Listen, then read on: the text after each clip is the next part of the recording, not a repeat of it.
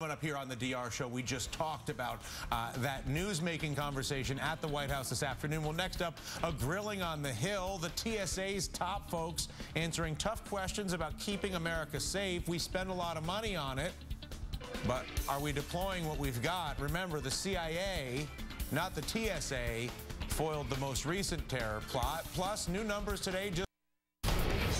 Oh, we're back with some American Idol, and I don't mean that idol. We're talking about machines that are idle, that in theory could have detected the latest underwear bomb attempt, but that equipment is sitting idle at the warehouse in Texas, and more notably, it might not even be the right equipment.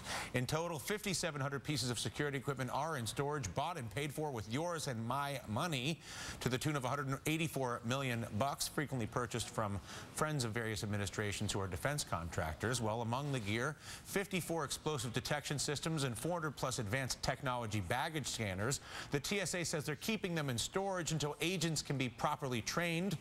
And some, they say, were over-ordered to get cheaper bulk pricing from those government contractors. Yes, fun times.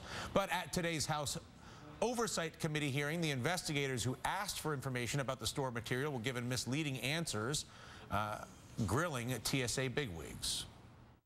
Are you aware of this, sir?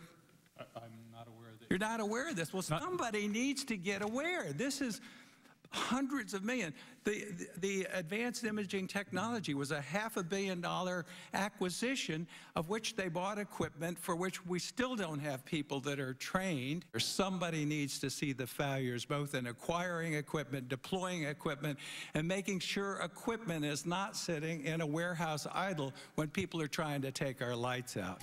Joining us now, NBC News terrorism analyst Evan Coleman, senior partner at Flashpoint Global Partners, and Kate Hanni, founder and spokesperson for FlyersRights.org. Evan, what are we missing? Well, I think here's the part of the problem is that even if this equipment was deployed, would it even work? No. There's good reason to believe that Al-Qaeda right now is developing explosive devices which are specifically designed to work their way through these systems, not just the ones that we have in place right now, but even the more advanced systems, the body scanners, the imaging devices. They're specifically developing their explosive devices to sneak through there. So the question is, are we deploying technology that even before it's out in the airports, it's already obsolete? And you layer onto that, Kate, you do a little reporting and you see names like Michael Chertoff and others, former Homeland Security secretaries behind corporations like Rapiscan and others who are locked into government contracts to sell their equipment, which apparently gets money for them and us equipment in a warehouse somewhere. Meanwhile, obviously your group, FlyersRights.org, represents the abused masses that sort of tolerate a lot of this, which I suppose everybody's willing to if they feel there's a safety protocol in place. But your thoughts through the perspective of Flyers Rights when you learn that not only do we have a bunch of equipment we're not using that we bought with our money, but even if we did use it, it's the wrong equipment because we're so out to lunch, we're more interested in buying equipment from somebody that we know than we are in creating the correct equipment to solve the problem. You got it. I mean, this equipment is 20-year-old technology. It was obsolete when it hit the floors of the airports. The fact that we have a $500 million invested in it is wasteful spending. It's not making us any safer. And this equipment never would pick up low-density powdered explosives or liquid slurries. And we've even seen videos from the Netherlands that prove 95% of the explosives on one gentleman were not picked up by the Rapiscan scanners. They really don't do any more than the metal detectors did. So, yeah, Evan, when you look at the Chertoff relationship with Rapiscan, you look at Chertoff's relationship with, and I don't want to just pick on him individually because I'm sure that there are many others, but he's a great anecdote because of the profile that he held at Homeland Security, because of the profile that he held with Rapiscan, because you have this Rapiscan equipment that we're buying with our tax money, and it's this huge pass-through at a time when we're hearing deficits. We got to cut money for the kids. We can't pay for the teachers. All these things. And by the way, everything that we're doing is not actually designed to detect the explosives. Is that too, am I missing something? Well, I think the problem is that we've grown too reliant on technological solutions for a problem that I think ultimately comes down to intelligence. I mean, the latest plot, how was it stopped? It wasn't stopped because an explosive was picked up at an airport.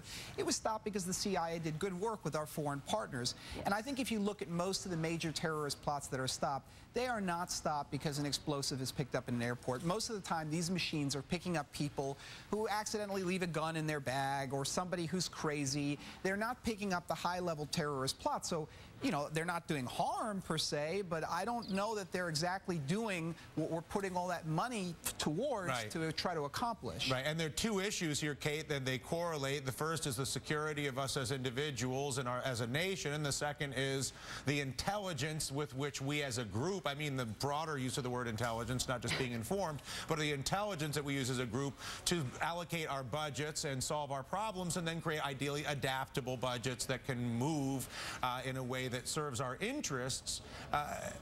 It doesn't feel that that is obviously where we are at this point. What do you need to increase the level of awareness? Obviously, that's what your goal, first goal, is to make people understand this better.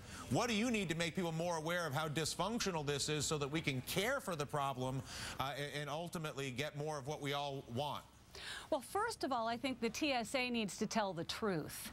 And the fact that they keep coming out and saying these scanners might have caught this underwear bomb, why don't they test it? I challenge them right now, test an underwear bomb and then show us the scans and show us whether or not they work. Because I will tell you that Michael Chertoff made a promise to Rapiscan in 2006 to purchase all of these machines. Clearly, there was no plan in place to ensure that TSA had enough employees that were trained to run this equipment. But what was guaranteed is that Rapiscan was going to make a heck of a lot of money from the sale of these machines, and a lot of lobbying dollars went into Congress to make sure that the money was appropriated and continues to be appropriated to buy them, when in fact dogs are better detectors of explosives. They probably didn't have a good lobbying firm representing the dogs.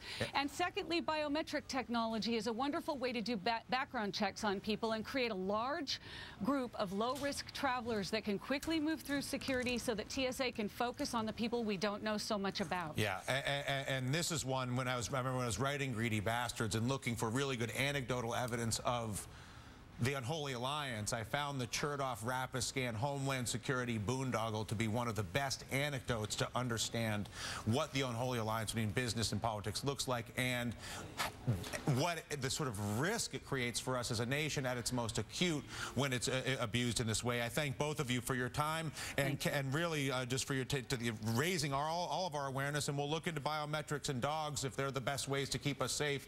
It would seem we should do more of that. Thank you both. I'll certainly look to learn more about that.